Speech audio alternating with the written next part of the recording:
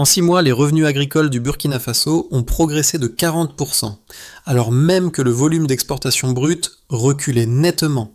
Moins de bananes quittant le pays, mais davantage de valeur y reste. Un paradoxe chiffré qui bouscule un siècle d'habitude.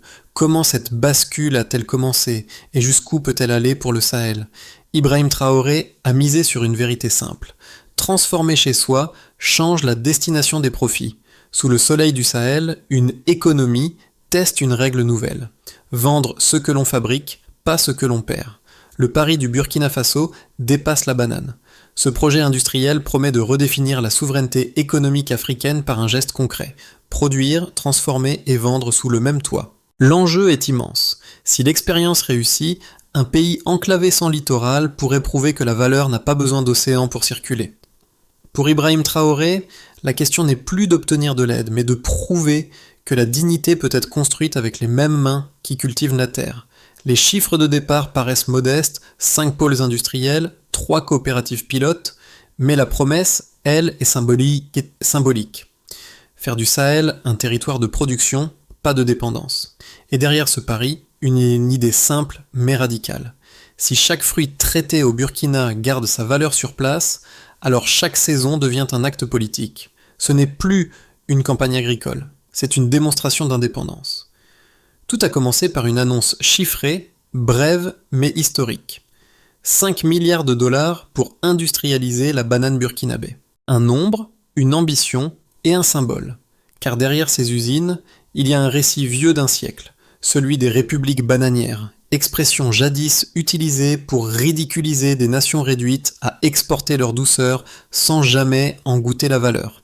Ibrahim Traoré a choisi de transformer cette insulte en moteur de stratégie.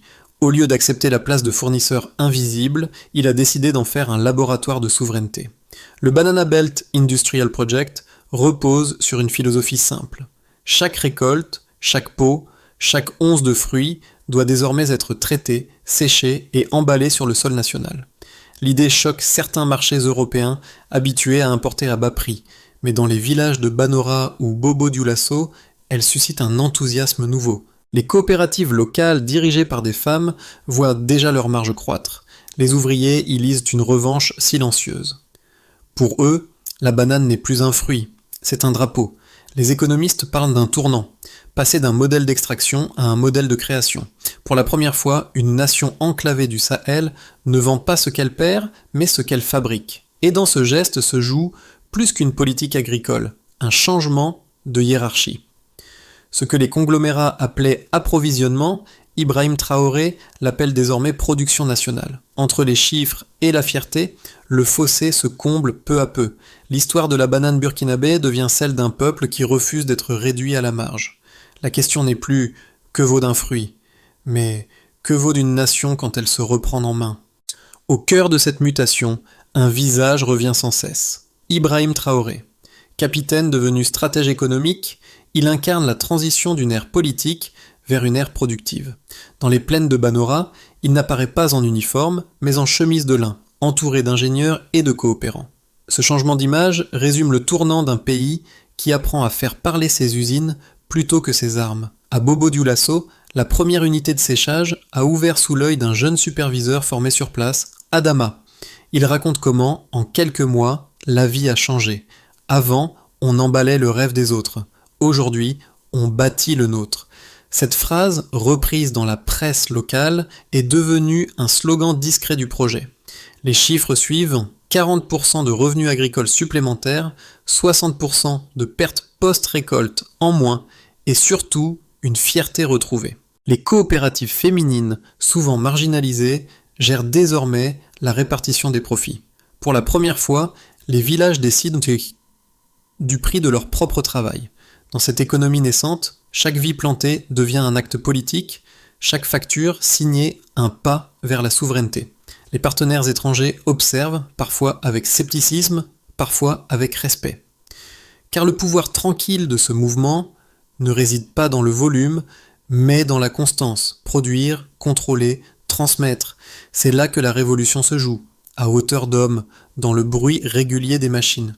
Tout a commencé dans la poussière rouge du sud du Burkina Faso, lorsque les premiers convois ont quitté Ouagadougou, chargés non pas de fruits, mais d'acier et de séchoirs. C'était le début visible du Banana Belt Industrial Project, la première ceinture agro-industrielle du Sahel.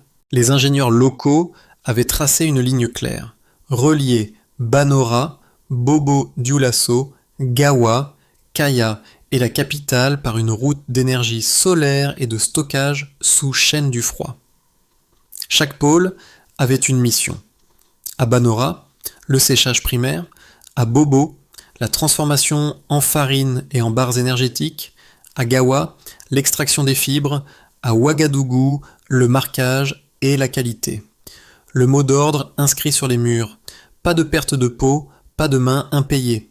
En 6 mois, les usines ont poussé à côté des champs qu'elles nourrissaient. Les jeunes sont devenus techniciens, les femmes gestionnaires de coopératives. Les machines venues d'Inde fredonnaient un son nouveau, celui de la souveraineté en marche. Mais le monde extérieur observait avec prudence. Les analystes occidentaux parlaient de rêve tropical, un projet trop ambitieux pour un pays sans port. Ibrahim Traoré, lui, répondait chiffres en main. En 6 mois, les revenus agricoles ont bondi de 40%. L'emploi féminin a triplé. Les pertes post-récolte ont chuté de 60%.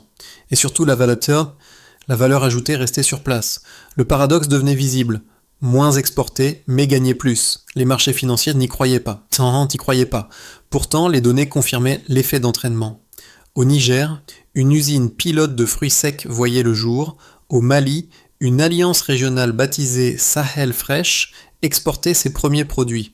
Les économistes parlaient d'un « effet Burkina ». Dans les salles de réunion de Bruxelles, la nervosité montait. Le FMI évoquait un risque de distorsion du commerce. Mais derrière les formules prudentes, une inquiétude s'imposait. Si le modèle se propage, l'équilibre des prix mondiaux changera. Car une nation africaine qui garde sa propre valeur recompose le rapport de force. Les coopératives locales le savaient. Elles appelaient cela simplement la justice en mouvement. Et quand à Banora, les premiers sacs estampillés fabriqués au Burkina Faso furent chargés dans les camions, les applaudissements furent discrets mais profonds. L'histoire venait de tourner. Le mot République bananière ne désignait plus la dépendance mais la renaissance. Et le monde commençait, lentement, à écouter. Les chiffres ne mentent pas, ils racontent une révolution silencieuse. En à peine une saison de production, la Banana Belt a généré 25 000 emplois directs et près de 60 000 emplois indirects dans les secteurs logistiques et agricoles. Les pertes post-récolte, autrefois supérieures à 65%, ont été réduites à moins de 25% grâce aux séchoirs automatisés et à la chaîne du froid installée à Kaya. Chaque pourcentage gagné est devenu un symbole d'émancipation. Ibrahim Traoré, dans ses discours sobres, résumait la logique. Notre économie ne grandit pas par la charité, mais par la précision. Le revenu moyen des producteurs a progressé de 40% en un semestre. Une simple donnée, mais à l'échelle du Sahel, elle bouleverse la hiérarchie régionale. Dans plusieurs provinces, les coopératives féminines dirigent 60% de la transformation locale, un renversement inédit dans une économie rurale patriarcale. Leur efficacité a dépassé les attentes, des gains nets de 30% pour les exploitations intégrées et une hausse mesurable de la scolarisation des enfants dans les villages concernés. Derrière chaque pourcentage, une histoire, un prêt scolaire remboursé, une maison terminée, une famille qui cesse de migrer. Les experts occidentaux ont commencé à calculer les effets d'entraînement. Si 30% seulement des fruits africains étaient transformés localement, les prix de gros européens augmenteraient de 12%. Ce chiffre a fait l'effet d'une secousse à Bruxelles et Londres. Les grandes marques tropicales, Dole, Chiquita, Del Monte, ont admis en privé craindre un précédent africain, car la banane, longtemps symbole de dépendance, devenait l'unité de mesure d'un nouveau pouvoir. Dans les champs de Banora, pourtant, les chiffres prenaient un autre sens. Ils n'étaient pas une arme, mais une preuve. Les ouvriers notaient leur cadence sur des tableaux solaires. Le rendement journalier moyen atteignait 210 kg par poste, soit presque le double d'avant. Ces progrès étaient le fruit d'une discipline collective plus que d'une technologie importée. Les coopératives tenaient des réunions hebdomadaires, mesuraient la qualité, ajustaient les prix. Là résidait la force du modèle, la transparence comme levier de dignité. Et derrière les statistiques, un fil rouge. La souveraineté n'était plus un mot d'ordre, mais une donnée vérifiable. Au crépuscule, les usines bourdonnaient encore, projetant sur les murs des chiffres qui devenaient des visages. Dans cette lumière, Ibrahim Traoré n'apparaissait pas comme un héros, mais comme un ingénieur d'équité, un homme qui croyait que la justice pouvait être comptée, pesée et exportée. Certains observateurs demeurent sceptiques. Ils soutiennent que la montée en puissance du Burkina Faso reste fragile, dépendante d'aides techniques et d'un enthousiasme passager. Selon eux, sans infrastructures portuaires ni capitaux massifs, la Banana Belt ne pourra rivaliser avec les conglomérats tropicaux. Leur argument repose sur une logique. La mondialisation récompense l'échelle, pas la cohérence. Mais cette thèse se heurte à des faits que même les analystes occidentaux reconnaissent à demi-mot. Tout d'abord, l'effet d'entraînement régional se manifeste. Le Mali, le Niger et le Ghana ont rejoint l'initiative, partageant énergie et logistique. Ensuite, la diversification des produits dérivés s'impose. Farine, huile, fibres textiles, cosmétiques bio. Ces niches à forte marge compensent la petite taille du marché intérieur. Enfin, l'élément humain se distingue, la stabilité sociale qui accompagne la production locale. Moins d'exode rural, plus d'emplois féminins et une économie rurale qui cesse de dépendre de la météo pour survivre. Les critiques rétorquent que ce modèle reste lent à rentabiliser. Mais Ibrahim Traoré assume cette lenteur. Une révolution économique, disait-il, n'a pas besoin d'aller vite pour aller loin. Et les chiffres semblent lui donner raison. Les recettes d'exportation ont doublé malgré un volume moindre, tandis que les pertes après récolte ont chuté de plus de la moitié. Le pouvoir du Burkina Faso ne réside pas dans sa taille, mais dans sa constance, cette discipline silencieuse que les marchés n'ont pas encore appris à mesurer. L'argument du sceptique s'épuise devant la réalité. Le Sahel n'est plus seulement un champ de bataille, c'est devenu un laboratoire de souveraineté. Tout commence par une phrase courte, presque murmurée, « La souveraineté se contentonne, pas en discours ». Cette parole, prononcée par Ibrahim Traoré lors d'une visite à Banora, a marqué un tournant symbolique. Jusqu'ici, la révolution de la banane semblait économique, mais à ce moment précis, elle devient morale. Les ouvriers comprennent qu'ils ne vendent pas plus un fruit, mais une preuve, celle qu'un pays peut produire sans permission. Les économistes européens parlent d'un effet de contamination, une propagation lente mais inévitable du modèle burkinabé. Les coopératives, elles, y voient autre chose, une dignité mesurable. Chaque tonne de farine de banane exportée, chaque fibre tissée localement est une victoire contre le vieil ordre des tropiques. Sous la lumière dorée du Sahel, les chiffres cessent d'être abstraits, ils deviennent des visages, des familles, des salaires. Le monde extérieur commence à écouter non par curiosité, mais par nécessité. Et pour la première fois, l'Afrique semble parler d'égal à égal, une main encore pleine de terre, mais sûre de sa valeur. Les conséquences se sont étendues bien au-delà des vergers. En quelques mois, plusieurs aspects du pays ont ressenti les secousses du projet. Tout d'abord, sur le plan national, l'économie burkinabé a connu un redressement tangible. Le PIB agricole a progressé de 8%, un chiffre modeste sur le papier, mais colossal pour un secteur historiquement marginal. Les revenus ruraux, eux, ont augmenté en moyenne de 28%. Les ministères parlent désormais d'un dividende de dignité. La preuve que la souveraineté peut générer du revenu sans violence. Ibrahim Traoré répète que chaque emploi vaut une ligne de traité réécrite. Ensuite, sur le plan des entreprises, les ateliers de packaging et les transporteurs privés se sont multipliés. De petites structures locales livrent désormais les supermarchés de Ouagadougou et Bamako. Les marges sont faibles mais stables et les produits made in Burkina Faso gagnent un marché régional. Une société coopérative de Bobo Dioulasso a même commencé à exporter des snacks sous la marque Banana Sahel. La confiance, jadis importée, devient un produit d'exportation. Puis sur le plan des individus, les effets sociaux sont immédiats. Les salaires féminins représentent aujourd'hui 85% des revenus de la filière. Les foyers planifient des économies, achètent des outils, paient de la scolarité. Pour beaucoup, c'est la première fois que le travail des mains libère au lieu d'asservir. Les anciens parlant d'une revanche sur l'histoire, les jeunes d'un futur enfin calculable. Enfin, sur le plan régional, autour du Burkina Faso, le modèle inspire. Le Niger expérimente une ceinture du mil, le Mali lance des coopératives de mangue séchée. Des ingénieurs du Ghana étudient la traçabilité des produits Sahel Fresh. L'Union africaine discute d'un cadre commun de transformation locale. Ce n'est plus une mode, c'est un changement d'équilibre. Pour les grandes puissances, c'est une équation difficile à inverser. Le commerce tropical, longtemps synonyme d'asymétrie, découvre le prix de la symétrie. Les marchés s'ajustent, les analystes révisent leurs modèles, et dans les champs de Banora, un murmure parcourt les ouvriers. La vraie indépendance ne se proclame pas, elle se fabrique. L'avenir du Burkina Faso se dessine à travers 3 perspectives possibles.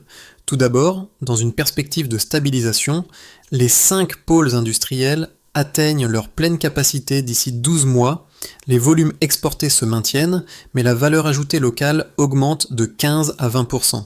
Les partenaires de la zone AES consolident les couloirs logistiques et l'État continue d'investir dans la formation technique. Cette perspective prudente consolide le modèle burkinabé comme référence régionale, sans bouleverser le marché mondial. Ensuite, dans une perspective optimiste, le Niger, le Mali et le Ghana adoptent des versions allégées de la Banana Belt.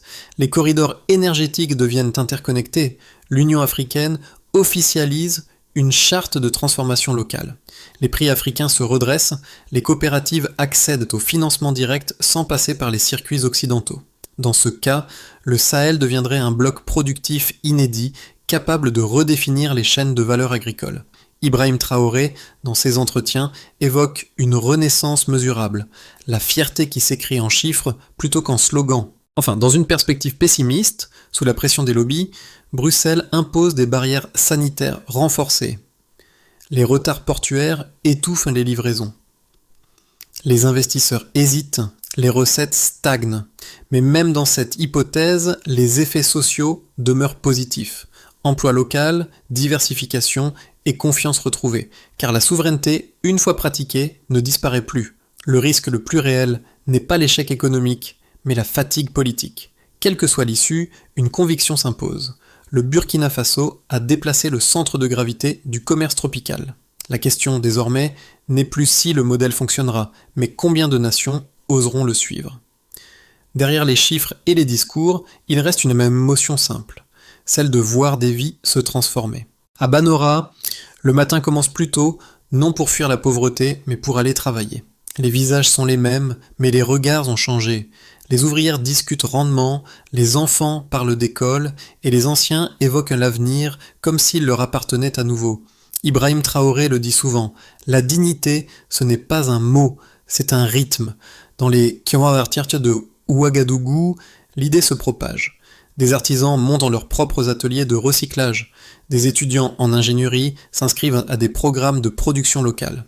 Une génération commence à croire que le travail manuel n'est plus synonyme de servitude, mais d'intelligence. L'impact n'est pas qu'économique, il est psychologique, presque spirituel. Les sermons du dimanche parlent de patience productive, les radios locales diffusent des histoires de réussite, village par village. Et soudain, le mot souveraineté quitte les bureaux du gouvernement pour entrer dans les foyers. Pour le spectateur, cette histoire n'est pas lointaine. Elle touche à une vérité universelle, le besoin de contrôle sur ce que l'on crée. Que l'on soit agriculteur, artisan ou étudiant, la leçon reste la même. Celui qui fabrique garde la valeur, celui qui délègue la perd. Le Burkina Faso ne vend plus seulement des produits, il exporte une idée. Le succès de la Banana Belt ne repose pas sur la chance, mais sur une méthode.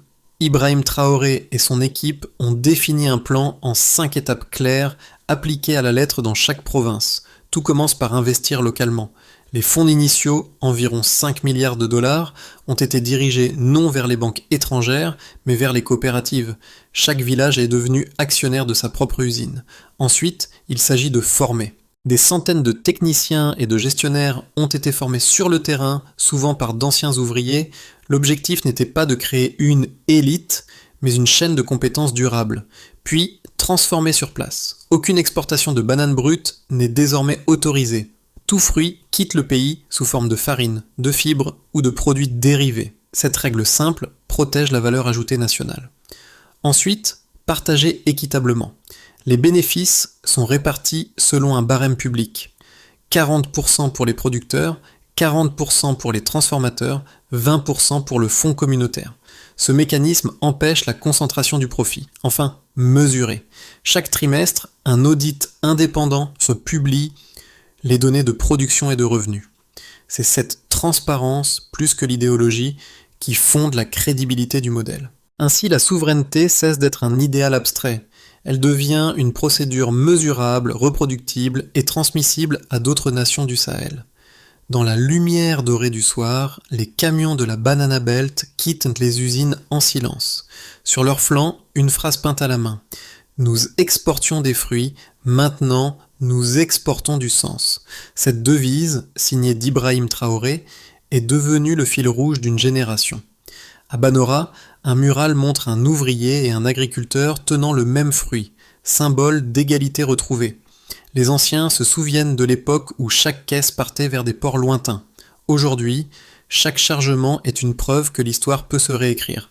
Les chiffres racontent la réussite, mais les gestes racontent la dignité, un sol balayé, une machine entretenue, un salaire payé à l'heure. La révolution burkinabé ne crie pas, elle respire. Et dans ce souffle calme, le monde entend la voix d'un continent qui se lève sans permission. Car la véritable force n'est pas le bruit, c'est la persistance. Et celle du Burkina Faso, forgée par le travail et la patience, commence à durer. Ce que le Burkina Faso accomplit dépasse ses frontières. Ce n'est pas seulement une réforme économique, mais une déclaration symbolique. Le travail peut redevenir une forme de liberté. Chaque fruit transformé, chaque tonne exportée, chaque salaire payé à temps construit une idée neuve de la justice. Et cette idée, lente mais contagieuse, commence à voyager. Ibrahim Traoré le répète souvent, la dignité n'a pas besoin de bruit, elle a besoin d'exemples. Son modèle n'invite pas à l'imitation aveugle, mais à la réflexion. Que se passerait-il si chaque pays décidait de garder ce qu'il produit ? Si chaque peuple réapprenait à peser la valeur de ses propres mains ? Pour celles et ceux qui écoutent cette histoire, la question n'est pas africaine, elle est humaine. Travailler, c'est choisir le sens de ce que l'on crée. Alors si vous croyez, vous aussi, que la dignité peut se fabriquer, partagez cette idée, parce que le prochain chapitre du Sahel s'écrit déjà, et il commence ici dans le silence du travail.